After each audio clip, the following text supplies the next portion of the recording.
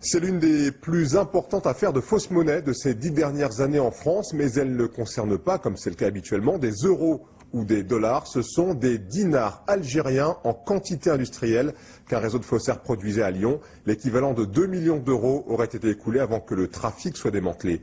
Jocelyn Huchet et Sophie Decroix. Un travail de professionnel réalisé dans une imprimerie qui fabriquait sans prétention des cartes de visite. En bas, le vrai billet de 1000 dinars, émis par la Banque d'Algérie. En haut, le faux. Difficile de s'y retrouver, l'imitation est presque parfaite. Et pour cause, les faussaires se servaient du papier utilisé pour fabriquer les vrais billets. Plusieurs rouleaux de ce papier avaient été dérobés lors de l'attaque d'un camion à Marseille en 2006.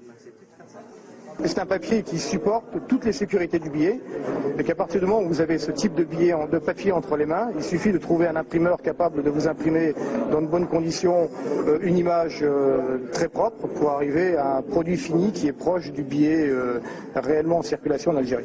L'atelier se trouvait derrière ce portail métallique, dans une petite rue à quelques pas du centre-ville de Lyon. 200 000 billets sont déjà partis d'ici pour rejoindre Paris, puis l'Algérie. C'est l'équivalent de 2 millions d'euros. L'imprimerie était le dernier maillon d'un vaste réseau de contrefaçon de monnaie. Hier, 12 faussaires présumés ont été mis en examen. Ils étaient surveillés depuis plusieurs mois par la police.